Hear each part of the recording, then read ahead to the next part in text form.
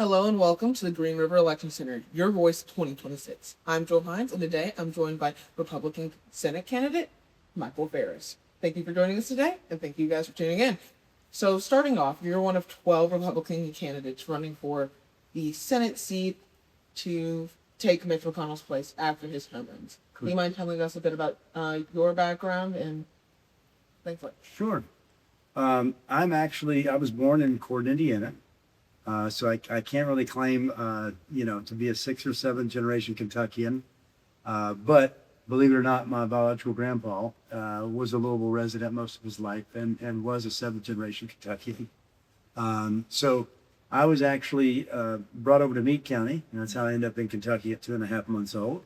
Abandoned by my biological mother there with a boyfriend of hers, which would lead me into Hardin County CPS system, where I would be given to a good foster family out in Sonora, Kentucky. Good Christian farming family there. Had 3 kids of their own. I was with them until I was 3 years old, from that 2.5-month-old age, when the state decided to give me back to my biological mother. And so from 3 to 12, was in the southern Indiana, kind of northern Kentucky, Louisville area. And of course, got into some trouble. I didn't have a structured life from those adolescent ages at 3 to 12. And, the probation office kind of said, hey, we got to do something with this kid, And through the grace of God, we carved a path back to that family in Sonora, Kentucky, who would then take parental guardianship of me at 12 years old. So I was with them on their hay and tobacco farm, actually farming the land until I was 18 and joined the U.S. Air Force. Following that, what are some things you've noticed in your community that you'd like to shed some light on? Well, to be honest with you, Hardin County specifically, they're not doing horrible. Now, they did have this kind of controversial EV battery plant that just come about through Ford and SK On, and that whole deal kind of went to the wayside. And actually, it's seemingly up in the air about what they want to do with that. So there was a lot of people that moved in here. They built a bunch of houses. Of course, a lot of people kind of were banking on that work there, and now there's no hope for the building until they figure out what they want to do with it. So I would say that's kind of one of the bigger issues. And then on my side of the town here, they're talking about building up some infrastructure here, maybe some hotels and things like that. I don't really foresee there being any issues that I specifically see in Hardin County. I've been pretty pleased with what's gone on here. My biggest concern is mainly with the federal government, kind of the spending, the lack of transparency, things like that. So I'm actually proud to be a Hardin County native. Moving on to media, you've been posting across your social media platforms the lack of coverage for your campaign. Major media seeming to not get coverage of your campaign or inviting you to debate. Do you think that is fueling your campaign or harming it in any sort of way? Well, the thing is, it's kind of interesting. It's these media networks. I think they get a lot of their money from these big political donors. Yeah. And I think every election cycle, money's pumped in, and it kind of pays the bills until the next election cycle. And I don't know if that's because the constituents or the voters are disengaged from that kind of mainstream media, or maybe it's just that's the best way to do it as far as revenue and marketing. But I would say mainly, it is definitely upsetting people that support us, and then even those that we are, continually reaching. They don't understand why, in a race like this, where it's very important, that an individual couldn't get on a debate stage with that mainstream media network. Now, I will say that for many years, they've always had these kind of, in my opinion, simply unimportant, funding thresholds for these campaigns. And in this instance, most of those media outlets are requiring you to raise or have spent $100,000.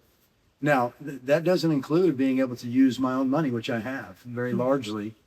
We've probably spent, I don't know, somewhere around $65,000 at this point, just getting consumeristic items out to people, shirts, hats, palm cards, traveling across the state. We've laid down, over 18,000 miles just going around meeting voters all across the state. So You would think if somebody was going to put the work in for nearly a year, which by the time May rolls around, it'd be over a year to get this job, that they would give you a seat at the table. But I think it's simply by design to keep certain people out and keep the same folks that are in the club kind of captured inside of that little bubble. Moving on to congressional integrity and reform, you've expressed wanting to enact congressional term limits, also signing the U.S. term pledge. Would you like to go in a little more depth? Yeah, I mean, that? ultimately, here's the deal. The president has obviously term limits on his tenure in office. And I think, originally the framers designed the term limits on Congress to be at the ballot box. Now, if you look at the structure of the Senate and the House of Representatives, just the way that they're, three-tier in the Senate, changed every 6 years, alternating with the U.S. House, the idea was to always keep fresh ideas coming in, mixing it up. And I mean, so the term limit was an educated voter base. So I think that's what leads us to today where, people are just really fed up with the same people getting back in time and time again. And some of it goes back to that media coverage, right? If you don't have connections to the rich and powerful, good luck getting in. And I'm just not the type of person that, would like to go around asking people for money, to represent them. I think the whole thing has become a fundraising strong arm, and I just really don't appreciate, and I don't think the voters appreciate it either. So, when they look to talk about term limits, the idea for the U.S. Senate would be basically a 2-term or 12-year stint, and then I think the House was 3 terms of 6 years. Now, I'll be honest with you, I'm not so stuck on those exact limits. But the idea is, to make sure that people aren't up there for 40 years, kind of like Mitch McConnell has been now. And God bless him, you see him on TV now, and it's like, he looks to be a month away from buying a casket and being buried. It's really not good. It doesn't make us look strong. I don't think that it represents the state well, or the country for that fact. So, I mean, I am for term limits, obviously, to the point that it makes sense that whoever's going in to represent their voter base, that they can get work done for the constituent. Now, if they do just a horrible job, obviously, yeah, I'd like to see the voter base get them out, because you see all the time these candidates come around with ideas and they say they can do all these things and then they just don't at all. The one thing to keep in mind, I think, is just that first term is probably going to look a lot like, not learning curves per se, but just understanding the whole thing in Congress, because there's so many unelected bureaucrats that sit there that actually pull the strings. And so, these people have never been on a ballot. They just sit in a room and they make the decision about what bills make the floor with the speaker. And of course, the speaker is not even elected by the people. He's elected by, the House of Representatives.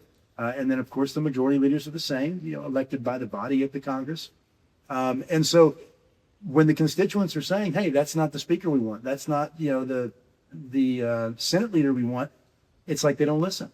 So people are just fed up with that. And I think that's the idea behind getting term limits enacted is, look, if you're going to go up there and if we can't pull you out because you're too worried about, going and making large donor money and you're not actually giving us your ear, and your ear is actually going to the political action committees or whoever these large donors are, we don't want you up there. The time is now, especially in a seat like this, where a guy's been there for 40 years, to show that the voters do have a voice. This is why we're taking such a strong grassroots approach to this, is like, invigorating and motivating these people to get to the polls on May 19th, share the message. Although, our message isn't so much about, we're going to bring you more money, we're going to do all these things that really they can't do. I mean, other than if there's funding packages that have certain things for their communities.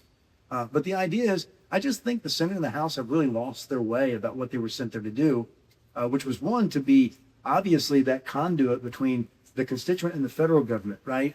Let the states do self-governing.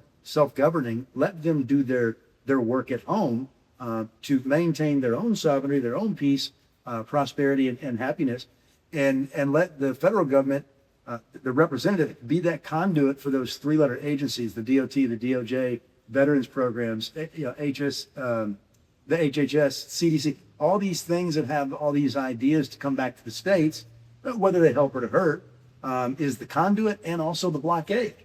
because if there's bad legislation, you obviously don't want it coming back home.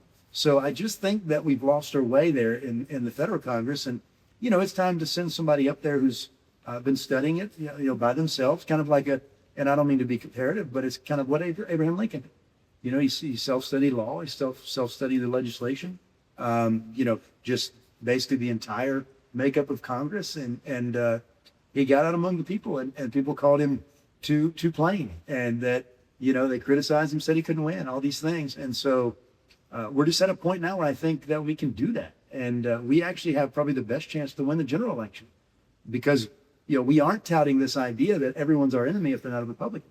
So I don't like that idea either. But, term limits are definitely something we need to advocate for. We would want the voters to be educated, obviously, and term limit their own representatives out by themselves.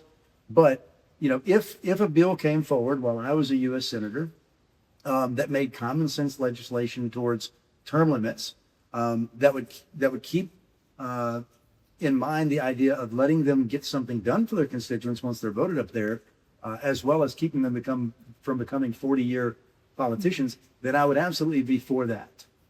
One of your points that you propose on your proposed agenda is moving the appointing of judges into the hands of voters.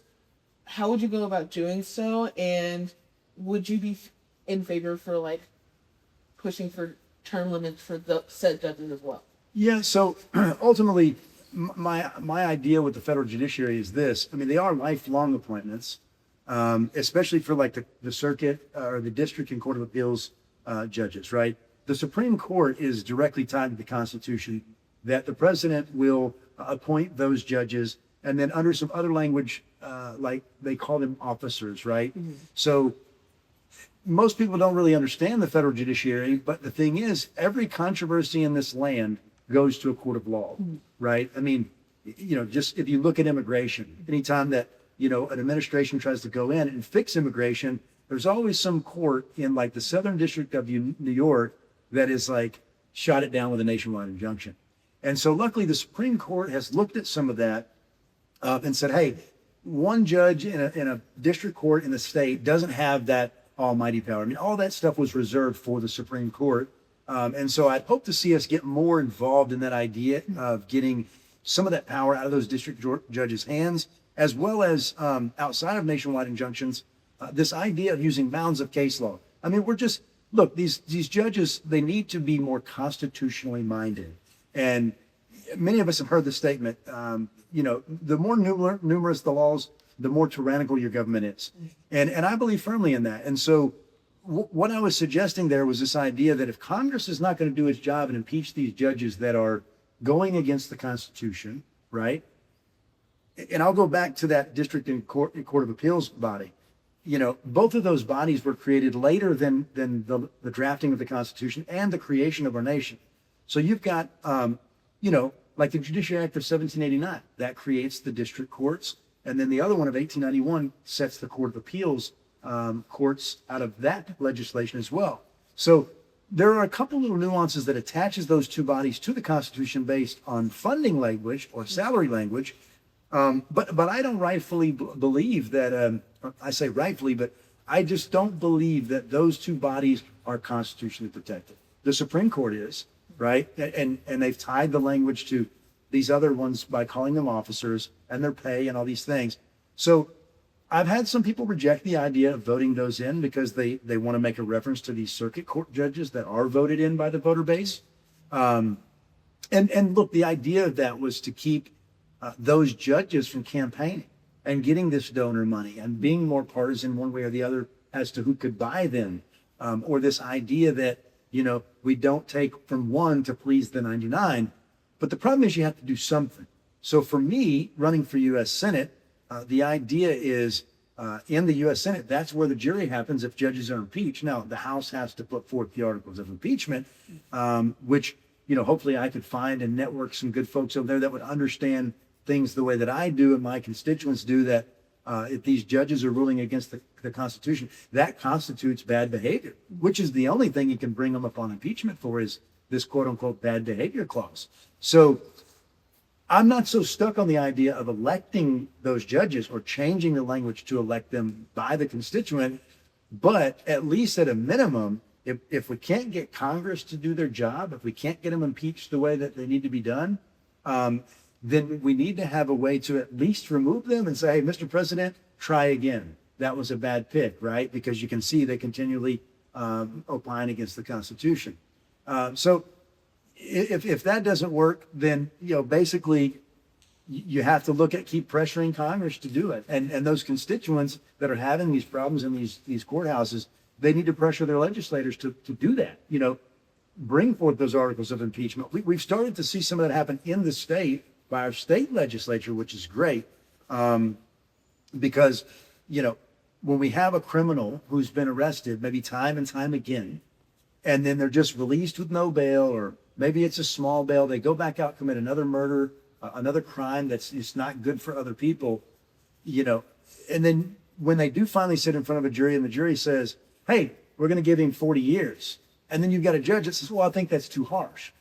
I'm sorry, that's not how that works. I mean, the jury has convicted him. There is the sentence. Please give him the sentence or her the sentence, whatever the case may be. We just had one cut that sentence in half because I don't know if it's compassion or whatever, but look, if you're going to continually do crimes in our nation, and it doesn't matter whether it's, I guess, egregious crime, white collar crime, tax fraud, whatever you're doing, that's illegal. I mean, look, if you don't like something, you got to get it changed. So if you don't like the law, let's work on changing the law. And I mean, really, again, I understand sometimes there are too many laws. Like I said, with the idea of being too many laws comes too much tyranny. So at this point, we've made so many laws in our legislative process that, anything that we push federally for new legislation, I think for every new regulation, we need to pull probably 2 off the shelf and go back and look at some of that and make it a little more simple for the states to do what they were designed to do, which would be to self-govern. Moving on to the economy. Expanding the economy and improving small businesses is at the forefront of your campaign policies right now. You've expressed cutting red tape and holding large businesses accountable. Is there more you want to elaborate on that? Yeah, there's several factors on the small business front, namely in the federal government contracting space, mm-hmm. right? I mean, legally, the federal government owes 23% of these kind of federal contracts to the small business. And there's different metrics that define what small businesses, whether it's revenue or employee numbers. So at this point, I mean, I think the best thing to do is audit that process, make sure we're actually engaging in capturing those small businesses, because what's happening is you have these large scale corporations that create these sister companies, and they end up winning these contracts because they're already ingrained into the red tape, kind of highly administrative function of getting government contracts. Look, we just recently seen where, like, Secretary Noah had this big $220 million package that she spent $100 million on to a guy married to her former campaign staffer from, I believe it was South Dakota. And the guy created the business 11 days before he was awarded the contract. Now, me as a small business owner, I do a very niche skill. I deal with, age 60 Blackhawks. And just for reference, the GSA, a company that manages the sale of surplus military equipment like the Black Hawk helicopter, I was called to fulfill a role in a contract there as a small business. And one of the qualifying questions was, well, is your business at least 3 years old? No, it wasn't. But if I can't do it as a young business, right, why do we have people that are getting contracts, especially $100 million contracts, being 11 days old or being created out of thin air? But there's more than that. I think if we can cut some of this foreign aid, we can turn, a lot of that attention to paying down the debt or, giving grants to small businesses. Listen, most small businesses that start, they fail within the first 1 or 2 years. And the reason is that overregulation of that business, whether it be insurance or, some kind of safety programs, all these different things that they're trying to over-industrialize all these niche markets when it comes to the small business sector, and they just can't afford it. They can't afford to have all these things that these big businesses can have by volume because they are so large, or they have so many corporations, or they've already made their profits off their government contracts. and things of that nature. So if you could throw some grants, I mean, look, regardless of what you think of what's going on in Iran right now, it's $1 billion a day going over there. You know, there's 120 counties in Kentucky. We're well past 6 days. 6 districts, 120. You put $1 billion in each of these six districts across Kentucky. You're talking about invigorating an economy like no other, right? Just small business strength across the state and many other states like it. Now, Kentucky's not going to get all that. And I understand that. I think everybody understands that. But that's what your representation is there to do. Advocate for ways that they can help you if there are needs within the state. But again, I think we also need to look at, once we cut that regulatory state, then let's be self-sufficient. Let's create our own, let's create more small businesses and create competition, level the market. Look, it's all an honest day's work instead of getting super rich off of some idea that you monopolize an industry. Now, I'm for the free markets, but I'm also for competitive free markets where, there are options, to be able to succeed. And I think corporations are selling us a bill of goods as far as this idea that, hey, look, come work for us. We'll give you this low wage for all these great benefits that most of the time you're not even going to use. So I think pay the people a fair wage, something they can live with now.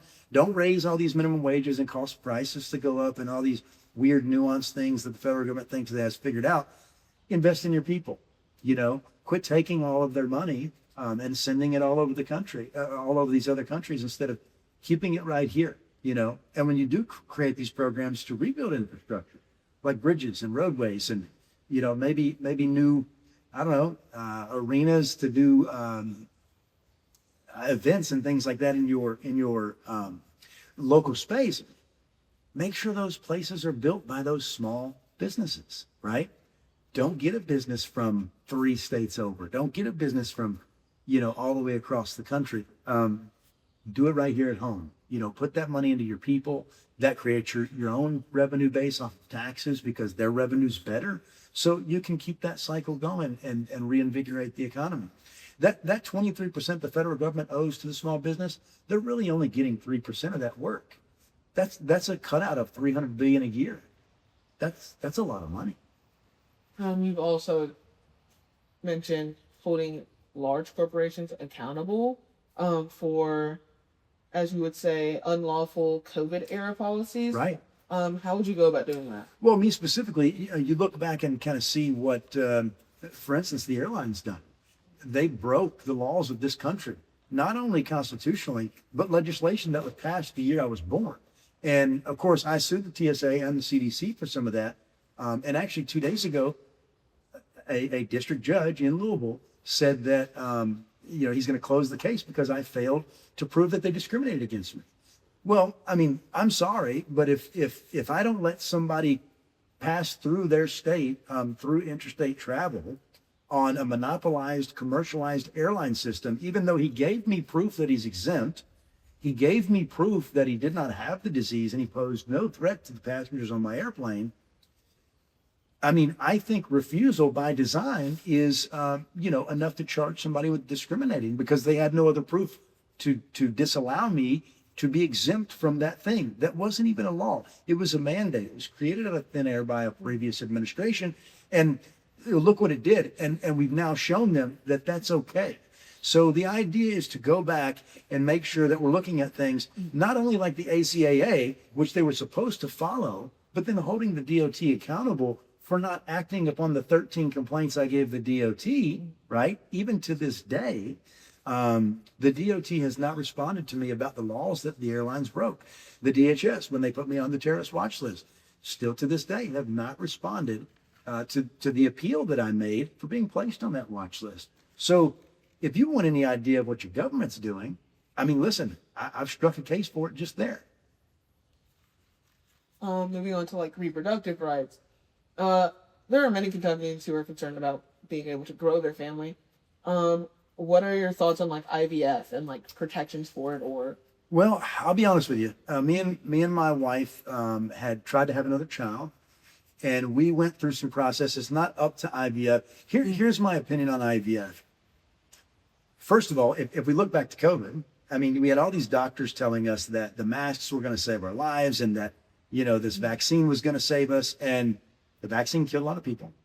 The masks scientifically do nothing for you from blocking particulates. I mean, if you look at the science behind those masks, they did absolutely nothing for us. So now, I'm kind of forced to look at this idea. I'm going to trust the same people with a reproductive process, with no clear audits in place to make sure that when that function happens, that baby is mine, that it didn't get mixed up with somebody else's. And then there's also the complex of, you're kind of playing God to a degree. I mean, if you're going to mix something up in a dish and then, force this thing into somebody, I think really, look, a child in and of itself is a miracle. The act of birth is just such a miracle from God, in my opinion. And I think toying with that at any scientific level seems almost like you're trying to, change God's will. So I don't like the IVF situation simply because you're doing things outside the body that should be done inside the body naturally.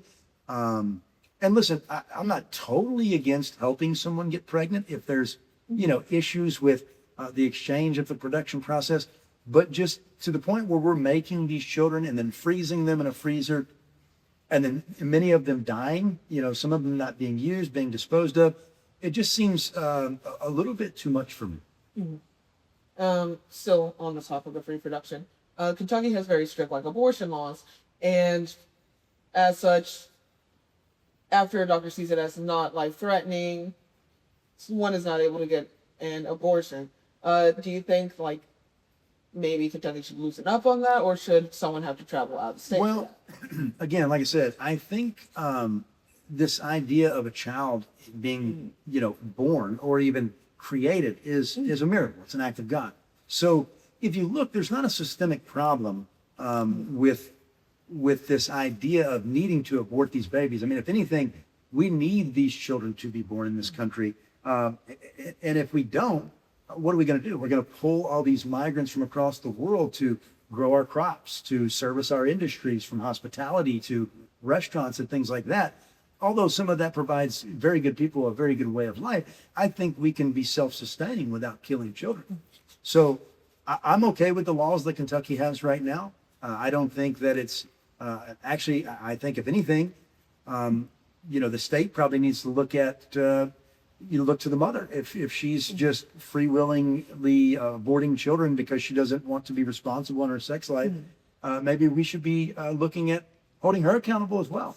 And, so I just have a very, strict stance on it because it's really an act of God to have children. Now, with that being said, what I want to, as a caveat, tell you is the overturning of Roe v. Wade took that back to the states. So without pushing off this idea that I wouldn't have any control over that idea, it's simply the truth. There is no federal legislative approach to handling abortion at this moment because it all belongs to the states. And that's what the federal Congress designed the Constitution to do, was to advocate for the country as a whole from that position, and anything else was reserved to the states respectively.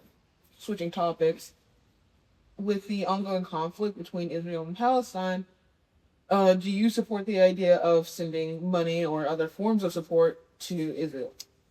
Well, listen, I don't think anybody's going to complain that the Ayatollah is dead and some of his leaders and members. But we have to understand, we kind of created that problem in Iran way back in the 70s. It was our government in conjunction with the British folks, the parliament there with Eisenhower, that completely kind of overthrew that government over oil. So we made a lot of those folks mad, and of course they're retaliating. And I would never advocate for the downfall of my country. So yeah, there's a little bit of radical extremism going on there that needed to be stopped. And I'm all for a direct and swift removal of targets to the U.S. But for me, when it comes to the Palestine and Israel thing, look, they have all been part of that land for 2,000 years. My country's 250 years old. I think they need to figure it out between themselves. It's just simply not something that my neighbor comes and speaks to me about that he thinks or she thinks is a problem. So we've given enough aid to those countries. I think at this point we're enabling their own demise. They need to figure that out, that conflict out over there. And look, before anybody has an idea that I don't know anything about foreign policy, what I can tell you is the foreign policy we have is not working. So there does come a time when you got to sit down and say, hey, look, that's enough. You know, this is where we're going to draw the line in the sand. We're going to hold firm to it.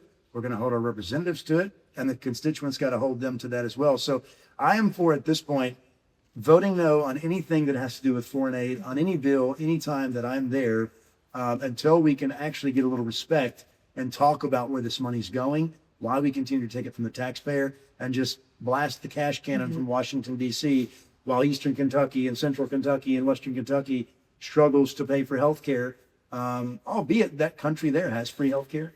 You know, they have free higher education. They have free housing at large. So I don't want to send my money to people when my people can't. I don't want to send my money out of the country when I have people here who can't even afford health care, who can't get a house, you know, who can't, you know, get higher education. And when they do, they're mounds of student debt. And then they want to come back to me talking about, well, the federal government needs to cancel my student loans. I think it's a silly cycle, a vicious cycle of death. And it's spiraling our country out of control. I mean, if you look at the debt, you can plainly see the interest alone is going to swallow us whole if we don't get, you know, sit down and get a good grip of this. The recent headlines of ongoing war and military operations going on in Iran, what are your thoughts on the conflict between the U.S./Israel and Iran? Well, like I said earlier, I mean, we kind of created that beast over there. I think it was on us to go ahead and crush it. But what I don't want to see is an extended war that's, you know, last kind of like the 20-year war we've seen through OEF and OIF. But again, as I said, when it comes to Israel and Iran and Palestine and all that, the U.S. troops in conjunction with Canadians and the British, we sat over there for 20 years wasting trillions of dollars on a war that replaced the Taliban with the Taliban. So, listen, you know, I think at this point, we've got to take a look at that foreign aid situation. We got to cut it out. Let them come to whatever agreement that they can come to. And look, I don't want to alienate allies, but at the end of the day, I mean, if my neighbor comes over to me every day talking about they need more and more and more, you know, after I've given them everything I can, now I'm enabling them to just, you know, keep begging me for more while my family struggles. So if I wouldn't do it to my neighbor, I wouldn't do it to another country. So I think swift action necessary, but extended periods of war, not necessary at all. I hope the president has a plan to get out of there quickly, because it's looking a lot like when they said 2 weeks to slow the spread turned into 3 years, and 20 years of turmoil turned into a lot of PTSD for troops there, a lot of dead U.S. soldiers. And look, Israel didn't lose one soldier in that war, and supposedly the Arabs are their biggest enemy. So if Israel has a problem with the Arabs there, whether it be Palestine or Gaza or in Iran and Iraq, why didn't they step up to fight, right? And if they did and it got shut down, why did that happen? They've got an IDF force over there. They've got an Iron Dome. You know, look, and we've helped pay for that whole system. So I think at this point, it's just, they kind of need to be on their own. And then finally, is there anything you'd like to tell your fellow Kentuckians, a quote, a slogan, words of advice, or potentially even where to find you and more information about your campaign?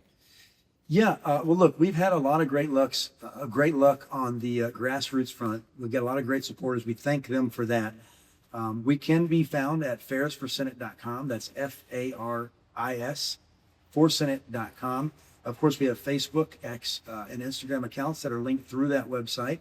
And look, just to finish it off, what I can say is we've had 40 years of the same thing that everyone seems to be obviously not satisfied with.